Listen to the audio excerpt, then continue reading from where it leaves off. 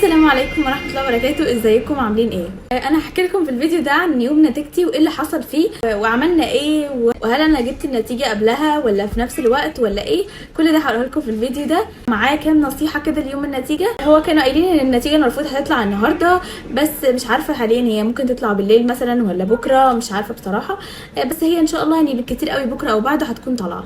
مبدئيا كده يا جماعه، اهم حاجه تعملها بعد ظهور النتيجه هي انك تحمد ربنا وترضى بالنتيجه ايا كانت، لان ده اكيد خير من عند ربنا، عمره ما هيكون شر. ربنا سبحانه وتعالى عالم بالخير ليك وربنا كاتبهولك، واوعى تفكر ان مجموعك ايا كان هيبقى ده وحش او ده شر ليك، لا خالص نهائي. انا عارفه ان انتوا عملتوا اللي عليكم وتعبتوا وجبتوا اخركم في الثانويه العامه، وهي سنه مرهقه، وكونكم اصلا كملتوا لغايه اخر السنه وخلصتوا الامتحانات ده انجاز. انكم تخلصوا الثانويه العامه ده لوحده انجاز وتفخروا بيه. انتوا تبقوا فخورين بنفسكم ان انتوا خلصتوا الثانويه العامه وعديتوا بيها وتمام، وعديتوا بالضغط النفسي والصعوبات كلها بتاعت الثانويه العامه، ده لوحده انجاز تفخروا بيه. فمش النتيجه هي دي اللي هتحدد اذا كنت انت شاطر او لا، او اذا كنت انت عملت اللي عليك او لا خالص. النتيجه مش بتحدد كده.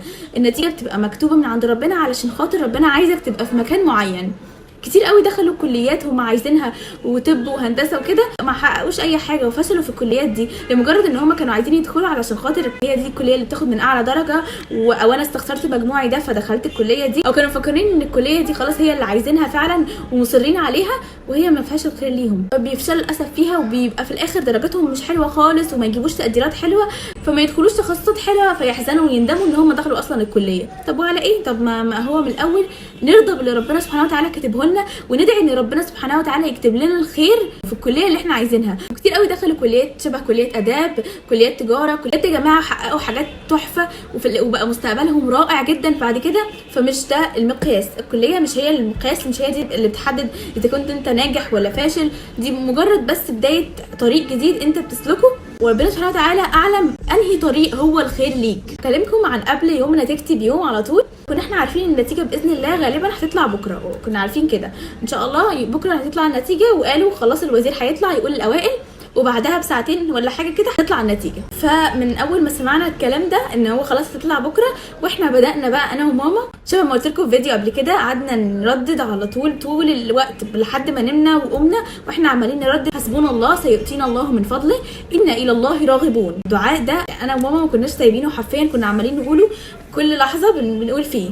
واحنا من قبلها بكذا يوم يعني كان عندنا حد نعرف ادينا له رقم الجلوس بتاعي، وعلى اساس ان احنا كنا عايزين نطلعها من قبلها حتى لو بيوم واحد ولا حاجه، علشان كنا بقى مش قادرين خالص نستحمل، يعني نفسنا نعرف. بس انا مش من النوع اللي هو انا طبقت بقى وما قدرتش ان انا انام بالليل وكده، لا، اللي كاتب ربنا هيكون.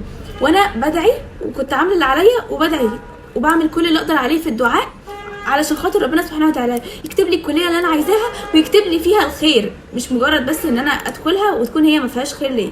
فقعدنا ندعي كده قبلها بيوم ونمنا وقمنا، والشخص بقى اللي احنا كنا عاطيين له رقم الجلوس ده ما قدرش ان هو يجيبها قبلها بيوم ولا حاجه، وفضلنا نبعت له في يوم بقى يوم النتيجه نفسه اللي احنا كنا عارفين ان هو هتطلع فيه النتيجه.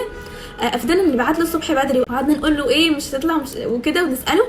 ففي الاخر خالص قبل النتيجه بساعه واحده بس بعت لنا مجموعي، راح بعتها على الواتس.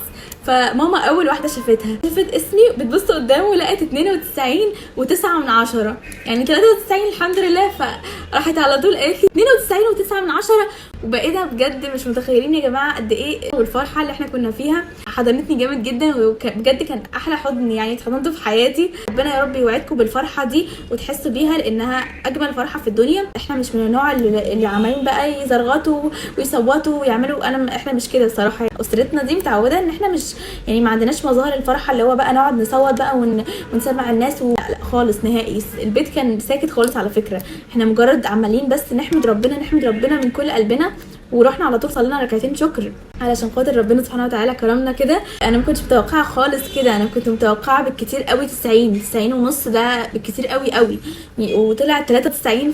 فده كرم كبير جدا من ربنا سبحانه وتعالى، الحمد لله والشكر لله. انا كمان كنت بقول انا ممكن لو اتظلمت ولا حصل اي حاجه اجيب مثلا اقل في الثمانينات، فبقيت مش عارفه وقتها. حتى قعدت افكر وقلت لكم في فيديو قبل كده ان انا بفكر ادخل ايه طيب تاني، ايه الكليات اللي قدامي اللي انا ممكن ادخلها. كنت بحاول حتى ان انا احط لنفسي احتمالات تانية، وحطيت بالفعل احتمالات تانية. كنت حاطه ألسن وكنت حاطه كذا كليه تانية. من فضل ربنا سبحانه وتعالى ان انا حققت اللي انا عايزاه وجبت المجموع ده، عشان محدش يفكر ان انا بتكلم بس على يوم النتيجه وانها حاجه مفرحه دايما وبتكلم على الناس اللي هيفرحوا يوم النتيجه وخلاص، وما بتكلمش على الناس اللي باقيه. فلا خالص. على فكره في واحده هكلمكم عنها، هي واحده صاحبتي كان نفسها قوي انها تدخل طب بشري، وكانت دايما بتدعي برده بكده، وكانت عملت اللي عليها واجتهدت وعملت اللي عليها وكله. فجابت حاجه و80 تقريبا 83 او 84 مش فاكره بالظبط المجموع. وطبعا ما جابتش طب بشري فدخلت كليه تانية بدون ذكر اسم الكليه وبدون ذكر اسم صاحبتي خالص طبعا. بس هي كانت زعلانه جدا في الاول ومتضايقه وحاسه ان هي محبطه وحياتها خلاص اتدمرت وحلمها اتحطم، حست انها مظلومه وحست انها ما خدتش نتيجه تعبها وكل المشاعر اللي بتيجي للانسان كده، وقعدت طبعا تعيط ومتضايقه. كان يوم وحش بالنسبه لها. دخلت الكليه دي يا جماعه، وبعد مرور حوالي شهر في الكليه هي كانت مستمتعه بيها فوق ما تتخيلوا. ايه ده، انا كنتش متخيله ان انا هستمتع كده بالكليه دي واحبها كده، رغم انها ما كانتش حلمي اصلا. لقيت نفسها فعلا في الكليه دي.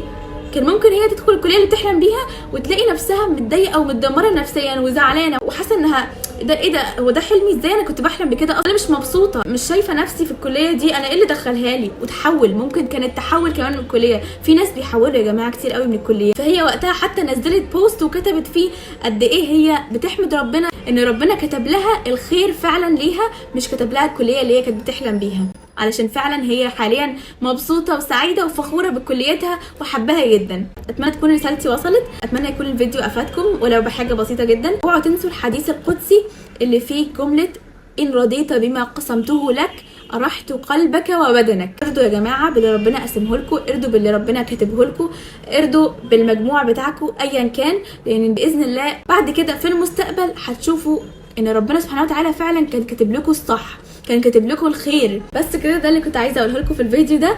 اتمنى تكونوا استفدتوا وعجبكم الفيديو، وربنا يوفقكم يا رب ويفرحكم، واوعوا تنسوا تطمنوني عليكم. مع السلامه.